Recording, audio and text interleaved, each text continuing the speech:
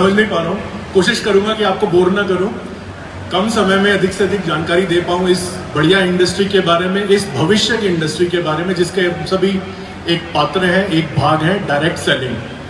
सो IMC के इस वार्षिक उत्सव 2022 में आए हुए, भारतवर्ष से आए हुए सभी लोगों का मैं Chetan Bhardwaj, general manager Indian direct selling association, हार्दिक स्वागत करता हूँ। अब आप कहेंगे मैं स्वागत कर रहा हूँ, मैं तो खुद यहाँ अतिथि हूँ, पर IDS से हमारा जो संस्था है ये एक बड़े परिवार की तरह है, जिसमें हमारी सारी मेंबर कंपनीज उस परिवार के सदस्य की तरह कार्य करती हैं। तो सब में प्रतिस्पर्धा है, सब एक दूसरे के लिए चैलेंज है, कंपटीशन है, पर सबका प्रयास रहता है कि कुछ ऐसा करें कि सभी के लिए तरक्की के अवसर बने, सभी कंपनी जो है वो भारत की इकोनॉमिक प्रोग्रेस में अपना योगदान दे सकें, और इसीलिए मैं यहाँ अतिथि से ज़्यादा आतिथ्य की भूमिका में हूँ। तो आप सभी का एक बार फिर स्वागत करता हूँ। बिफोर मैं छोटी सी प्रेजेंटेशन स्टार्ट करूं, मैं सबसे पहले विशेष रूप से उल्लेख करना चाहूँगा डॉक्टर अशोक भाटिया जी के बारे में। हम सभी ने धीरू भाई अंबानी और बड़े बड़े रतन टाटा जैसे बिजनेसमैन की हिस्ट्री के बारे में पढ़ा है, किस तरह उन्होंने एक महान साम्राज्य, एक महान व्यापारिक साम्राज्य को खड़ा किया। मेरे हिसाब से डॉक्टर अशोक भाटिया भी कहीं ना कहीं उसी लीग के एक सदस्य हैं। एक बहुत ही साधारण से परिवेश से आते हुए आज IMC जैसी विशाल कंपनी को खड़ा करना, सर ये वाकई एक बहुत ही प्रेरणावर्धक कहानी है हम सभी के लिए। और मैंने कहीं पढ़ा था सर, आपने बहुत समय तक शायद 25 रुपये महीने तनख्वाह पे आपने काम किया, उसके बाद आपने बहुत वर्षों तक बैंक में काम किया, वहाँ से आज इस मुकाम पर आप आए हैं कि लाखों लोग आज आपके साथ जुड़ के, IMC के साथ जुड़ के अपने भविष्य, अपने परिवार का भविष्य संवार रहे हैं। वाकई एक बार जोरदार तालियां होनी चाहिए डॉक्टर अशोक भाटिया जी के लिए। डॉक्टर भाटिया के मार्गदर्शन में IMC को नई ऊंचाइयों पर ले जा रहे हैं उनके सुपुत्र श्री सत्यन भाटिया जी। महान अर्थशास्त्री चाणक्य ने बहुत पहले एक श्लोक लिखा था, तो वो मैं पढ़ना चाहूंगा। एके नापि सुपुत्रेण विद्या युक्ते च साधुना हलादम कुलम सर्वत्र यथा चंद्रेण शर्वरी। इसका अर्थ ये होता है कि जिस प्रकार एक अकेला चंद्रमा संपूर्ण रात के अंधेरे को दूर करके शोभा बढ़ा देता है, उसी प्रकार एक सज्जन और योग्य पुत्र संपूर्ण कुल की, परिवार की ख्याति बढ़ाता है। आई थिंक सत्यन भाटिया जी ने IMC को वाकई एक अलग ही सफलता की कहानी प्रदान करी है। केवल 15 वर्षों में, 15 वर्ष बहुत ज़्यादा समय नहीं होता, केवल 15 वर्षों में IMC की गिनती आज भारत की शीर्ष डायरेक्ट सेलिंग कंपनियों में होती है। इसके लिए सत्यन जी विशेष बधाई के पात्र हैं। रैंकिंग्स पे मैं नहीं जाऊंगा सत्यन जी, बट डेफिनेटली IMC भारत में टॉप 15 डायरेक्ट सेलिंग कंपनीज में स्थापित हो चुकी है, और बहुत जल्द मुझे विश्वास है आने वाले वर्षों में भारत की न केवल टॉप 10 अपितु टॉप 5 डायरेक्ट सेलिंग कंपनीज में भी जरूर आएगी। पर इस अवसर पर डॉक्टर अशोक भाटिया और सत्यन जी के अलावा कोई और है जो इस सफलता का इनसे भी शायद ज़्यादा हकदार है। गैस कर सकते हैं कौन है? वो है आप सभी डायरेक्ट सेलर्स। आपकी मेहनत के बिना IMC शायद इस मुकाम पर नहीं पहुंच पाती, इस तरक्की पे नहीं पहुंच पाती, जहां आज केवल भारत ही नहीं बल्कि आप सब IMC को भारत के बाहर विदेशों में भी ले जाने के लिए अग्रसर हैं। तो आप सभी लोग बधाई के पात्र हैं। एक बार जोरदार तालियां अपने खुद के लिए। आयुर्वेद वैसे भी हमारे देश का गौरव है। ये सिर्फ एक वैकल्पिक चिकित्सा पद्धति जिसे हम ऑल्टरनेट मेडिकल सिस्टम कहते हैं, सिर्फ वो नहीं है। ये अपने आप में एक संपूर्ण विज्ञान है, अपने आप में एक संपूर्ण साइंस है। वर्षों का अनुभव चाहिए हमारे ग्रंथों में लिखी बातों को समझने में, उन रहस्यों को समझने में, और उनसे ऐसे उत्पाद या प्रोडक्ट बनाने जो कि आपकी और हमारी डेली यूज के लिए या हमारी सेहत के लिए फायदेमंद हो। तो वाकई IMC की रिसर्च एंड डेवलपमेंट टीम बधाई की पात्र है कि उन्होंने इतने बेहतरीन प्रोडक्ट्स हमारे आयुर्वेद के शास्त्रों से ज्ञान निकालकर हम सबके लिए बनाए हैं, जिसके आधार पर कंपनी आज निरंतर तरक्की कर रही है। सो विद दीज वर्ड्स मैं एक बार एक छोटी सी प्रेजेंटेशन आपके साथ शेयर करना चाहूँगा। कोशिश करूँगा कम समय में आपको डायरेक्ट सेलिंग इंडस्ट्री के बारे में ज़्यादा से ज़्यादा बता पाऊँ, ज़्यादा से ज़्यादा जानकारी दे पाऊँ। State of direct selling business in India, ये सारी जानकारी जो मैं आपके साथ साझा करूंगा ये वित्तीय वर्ष 2020-2021 यानी कि 1 अप्रैल 2020 से लेके 31 मार्च 2021 तक के कार्यकाल वर्ष के लिए है। सबसे पहले तो जान लेते हैं वर्ल्ड फेडरेशन और आईडीएसए है क्या। देखिए, वर्ल्ड फेडरेशन की स्थापना हुई थी 1978 में और ये बेस्ड है Washington DC, United states of America में। आईडीएसए की स्थापना हुई थी 1996 में। सो आईडीएसए जो संस्था है वो भारत में जितनी पुरानी डायरेक्ट सेलिंग इंडस्ट्री है उतना ही पुरानी आईडीएसए है। जिस तरह भारत में आईडीएसए वर्ल्ड फेडरेशन की मेंबर है, इसी प्रकार पूरे विश्व में 62 से ज़्यादा देशों में जो डायरेक्ट सेलिंग एसोसिएशंस हैं वो वर्ल्ड फेडरेशन की मेंबर है। आईडीएसए की गवर्निंग मैकेनिज्म हमारी एग्जीक्यूटिव कमेटी होती है जिसके प्रत्येक 2 वर्ष में चुनाव होते हैं। WFDSA या world federation of direct selling associations की सीईओ काउंसिल एक होती है जो कि संस्था को गवर्न करती है। वर्ल्ड फेडरेशन अपने 62 नेशनल डायरेक्ट सेलिंग एसोसिएशंस की बदौलत विश्व के 170 से ज़्यादा देशों में कार्यरत है। आईडीएसए की अगर हम बात करें तो हमारे पास केवल 18 मेंबर कंपनीज हैं, बट हमें गर्व है कि 18 मेंबर कंपनीज भारत के कुल जमा डायरेक्ट सेलिंग व्यवसाय का 60% करती हैं। तो आप सोच सकते हैं एक ऐसी इंडस्ट्री जिसमें तकरीबन 600 कंपनी है, उसमें से केवल 18 कंपनीज जो है आईडीएसए की वो 60% बिजनेस करती हैं और बाकी की 450 से ज़्यादा जो कंपनीज हैं वो कुल मिला के 30 से 35% बिजनेस करती हैं। और आईडीएसए का मेंबर होने के लिए एक जो सबसे ज़रूरी एक रिक्वायरमेंट या एक कंडीशन है वो है हमारे कोड ऑफ कंप्लायंस का स्ट्रिक्ट फॉलो। और मुझे गर्व है कहते हुए कि IMC being a very important member of IDSA हमारे और वर्ल्ड फेडरेशन के जो स्ट्रिक्ट कोड ऑफ कंप्लायंस है उसको बिल्कुल फॉलो करती है। आईडीएसए के सभी कार्यों में, आईडीएसए की सभी गतिविधियों में आईएमसी हमेशा अग्रसर रहती है। बल्कि अभी मुझे पता चला हाल ही में, आपको शायद जानकारी होगी, आईडीएसए ने भारत का प्रथम डायरेक्ट सेलिंग इंडस्ट्री के लिए एकेडमिक्स में एक कोर्स इंट्रोड्यूस किया था, post graduate diploma in direct selling. तो मुझे बताते हुए बड़ी खुशी है कि उस बैच में जो पहले 26 बच्चों की बैच है, 4 या 6 बच्चे, सत्यन जी मैं शायद याद नहीं कर पा रहा हूँ, आईएमसी से आते हैं और उसमें तो शायद आज 4 यहाँ पर उपस्थित भी हैं। सत्यन जी हमारे एडवोकेसी कमेटी में भी बड़े इन्वॉल्व रहते हैं, हमारे अफेयर्स में, इंडस्ट्री में क्या चल रहा है, इंडस्ट्री को किस दिशा में ले जाना है, इन सभी दिशा में सत्यन जी निरंतर आईडीएसए की मैनेजमेंट की मदद करते रहते हैं और इसके लिए हम उनके सदैव आभारी रहेंगे। आगे बढ़ते हैं। डायरेक्ट सेलिंग कॉन्सेप्ट है क्या? अब आप हंसेंगे, आप लोग खुद इतने बड़े बड़े रैंक होल्डर्स, अचीवर्स हैं, बट मैं कोशिश करता हूँ फिर भी समझाने की डायरेक्ट सेलिंग काम कैसे करता है। देखिए, एक ट्रेडिशनल रिटेल सप्लाई चेन जिसे हम बोलते हैं वो किस तरह काम करती है। एक एंड पे होता है मैन्युफैक्चरर और एक एंड पे होता है कंज्यूमर। अब एक प्रोडक्ट को मैन्युफैक्चरर से कंज्यूमर तक पहुंचने के लिए कई इंटरमीडिएट्स या कई बिचौलियों से होकर गुजरना पड़ता है, जैसे कि डिस्ट्रीब्यूटर, होलसेलर, रिटेलर। हर स्टेज पे प्रोडक्ट की कॉस्ट में एक मार्कअप जुड़ता जाता है।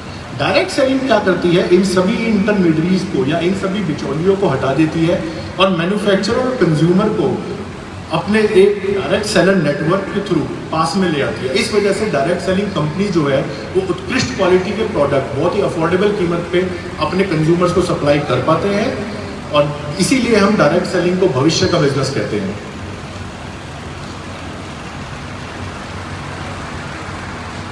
आई थिंक कुछ जी, डायरेक्ट सेलिंग की शुरुआत कैसे हुई? डायरेक्ट सेलिंग की शुरुआत हुई थी वर्ष 1886 में, जब विश्व की प्रथम डायरेक्ट सेलिंग कंपनी एवॉन की स्थापना हुई थी। 1925 तक डायरेक्ट सेलिंग की जो एनुअल सेल्स थी वो तकरीबन 300 से 500 मिलियन डॉलर्स के आसपास रजिस्टर होनी शुरू हो गई थी। पर यहाँ ध्यान रखने वाली बात ये है कि ये वो कालखंड है जब direct selling industry largely United states of America या कनाडा में ही केंद्रित थी। 1940 से 1960 तक डायरेक्ट सेलिंग की नई नई कंपनियों की उत्पत्ति शुरू हुई, जहां पहले केवल बुक्स या कॉस्मेटिक्स को ही ज़्यादा डायरेक्ट सेलिंग के माध्यम से सेल किया जाता था। पर 1960 और 1970 तक फूड, वेलनेस, टॉयज, अप्लायंसेज, ये सभी प्रोडक्ट डायरेक्ट सेलिंग के माध्यम से मार्केट में सेल किए जाने लगे। 1990 से 96 के बीच डायरेक्ट सेलिंग कंपनीज भारत में आई। भारत में कुछ डायरेक्ट सेलिंग कंपनीज की स्थापना हुई। 2017 वो वर्ष था जब भारतीय डायरेक्ट सेलिंग उद्योग ने 10,000 करोड़ का जो एक लक्ष्य था या एक मानसिक बैरियर था उसे क्रॉस किया था और उसके बाद से निरंतर इंडस्ट्री प्रगति की ओर है। आइए जानते हैं ग्लोबली विश्व में डायरेक्ट सेलिंग इंडस्ट्री की इस समय क्या स्थिति है। मैं आपके सामने पिछले 4 साल का डेटा प्रस्तुत कर रहा हूँ, 2017 से लेकर 2020 तक का। 2021 का डेटा वर्ल्ड फेडरेशन अभी फाइनलाइज कर रही है और पूरी उम्मीद है हमें जुलाई के आखिरी महीने तक 2021 का डेटा भी उपलब्ध हो जाएगा। सो अगर आप देखेंगे 2020 में globally direct selling 180 billion US dollar की इंडस्ट्री है, 180 बिलियन यूएस डॉलर्स।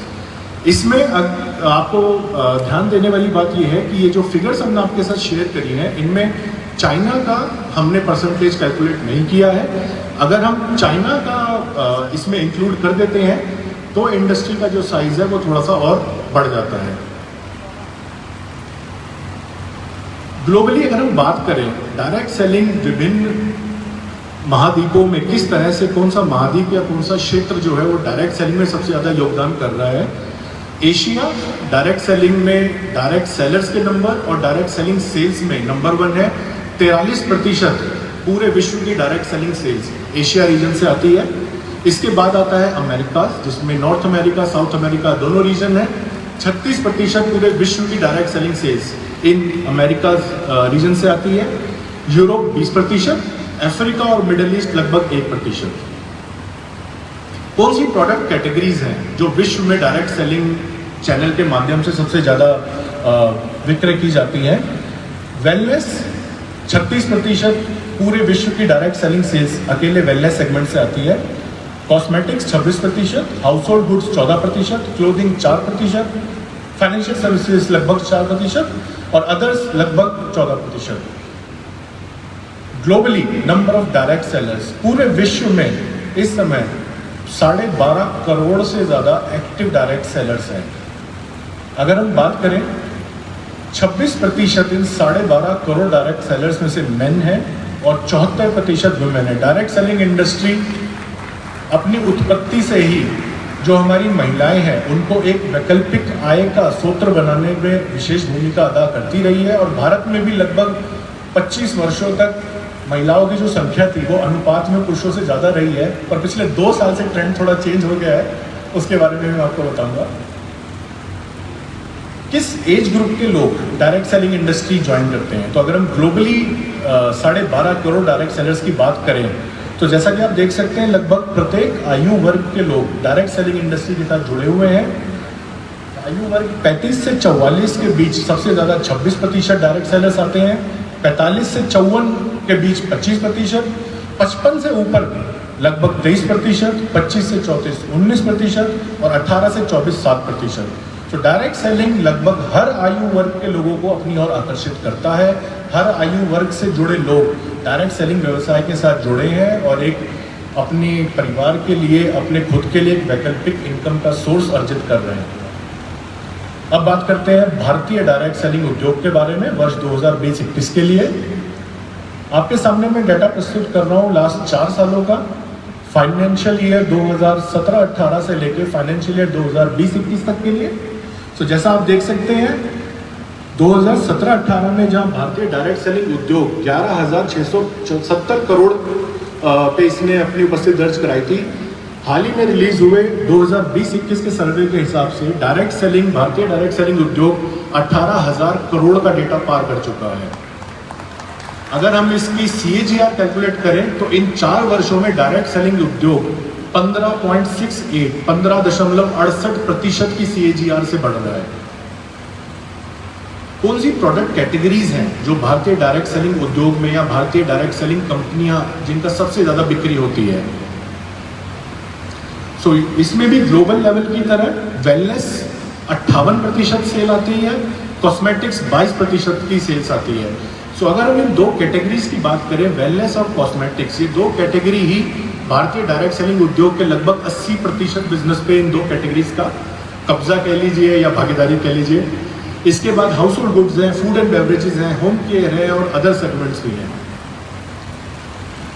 भारत की विश्व में डायरेक्ट सेलिंग इंडस्ट्री में क्या पोजीशनिंग है, क्या प्लेस है? सो 2019 में अगर आप देखेंगे तो भारतीय डायरेक्ट सेलिंग उद्योग का retail size 2.48 billion US dollars के करीब आका गया था, जो कि विश्व में 15वें स्थान पर था। 2020 में यानी कि अगले ही वर्ष, जैसा आप देखेंगे कुछ रैंकिंग्स में चेंज हुआ,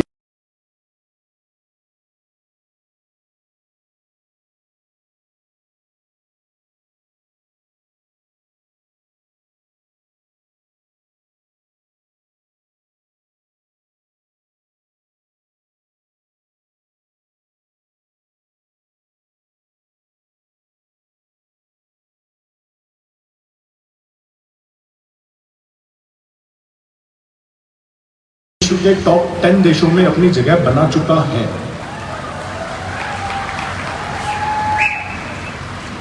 बात करते हैं डायरेक्ट सेलिंग। भारत में जो डायरेक्ट सेलिंग उद्योग है, कौन सा रीजन उसमें सबसे ज़्यादा कंट्रीब्यूट करता है? जैसा कि आप देख सकते हैं, नॉर्थ इंडिया या उत्तरी भारत लगभग 29% पूरे भारत की डायरेक्ट सेलिंग इंडस्ट्री की सेल्स में कंट्रीब्यूट करता है। इसके बाद east India 26%, western India 23%, south India दक्षिण भारत 14% और हमारा पूर्वोत्तर भारत लगभग 8% की भागीदारी रखता है। Top 5 direct selling states in India. Bharat में शीर्ष 5 डायरेक्ट सेलिंग के राज्य कौन से हैं? नंबर 5 पे आता है उड़ीसा, जो कि पूरे भारत की सेल्स का लगभग 6% अकेले कंट्रीब्यूट करता है। इसके बाद आता है बिहार, जो कि पूरे भारत की डायरेक्ट सेलिंग सेल्स का 60% भागीदारी रखता है। इसके बाद आता है उत्तर प्रदेश, जो कि पूरे भारत की सेल्स का 10%, वेस्ट बंगाल, पश्चिम बंगाल पूरे भारत की सेल्स का 11% भागीदारी और नंबर 1 स्पॉट पे है महाराष्ट्र, जो कि पूरे इंडस्ट्री का 12% डायरेक्ट सेलिंग सेल्स में भागीदारी रखता है। जब मैंने आपसे पहले बात करा था कि डायरेक्ट सेलिंग उद्योग विशेष रूप से महिलाओं को हमेशा से आकर्षित करता रहा है और ग्लोबली जो महिलाओं का नंबर है वो पुरुषों के मुकाबले बहुत ज़्यादा है अनुपात। भारत में इस समय 80 लाख के करीब active full time direct sellers कार्यरत हैं। अब इन 80 लाख का एक मैं आपको छोटा सा डेटा शेयर करना चाहूँगा। जैसा आप देख रहे हैं 2017-18 तक जो महिलाओं की संख्या थी या अनुपात थी वो पुरुषों के मुकाबले ज़्यादा थी। तो 2017-18 में जहाँ महिलाएं 51% थी, पुरुष लगभग 39% के आसपास थे। 2018-19 में पहली बार महिलाओं और पुरुषों का अनुपात बराबर हुआ 50-50 और उसके बाद 2020-21 में आज हम उस स्थान पे पहुंच चुके हैं जहां पुरुष जो है वो महिलाओं से आगे निकल गए हैं। आज पुरुष डायरेक्ट सेलर्स की संख्या लगभग 53% है और महिलाओं की संख्या लगभग 47% है। तो आई थिंक महिलाओं को और आगे आना पड़ेगा। 25 साल से अपनी जो आपने एक पोजीशन एक एस्टेब्लिश की थी वो वापस लेने का वक्त आ गया है। एक लास्ट डेटा मैं आपसे शेयर करना चाहता हूँ। भारत में किन आयु वर्गों के लोग डायरेक्ट सेलिंग व्यवसाय से जुड़े हैं? जो हमारे direct sellers 80 lakh direct sellers हैं वो किन किन आयु वर्गों से आते हैं? तो सबसे पहले 18 से 24 आयु वर्ग के लगभग 18% डायरेक्ट सेलर्स हैं, 25 से 34 वर्ष के लगभग 30%, 35 से 44 के लगभग 28%, 45 से 54 16% और 55 एंड अबव 55 से ऊपर के भी तकरीबन 8% डायरेक्ट सेलर्स इस व्यवसाय के साथ जुड़े हुए हैं। धन्यवाद। आशा करता हूँ आपको कुछ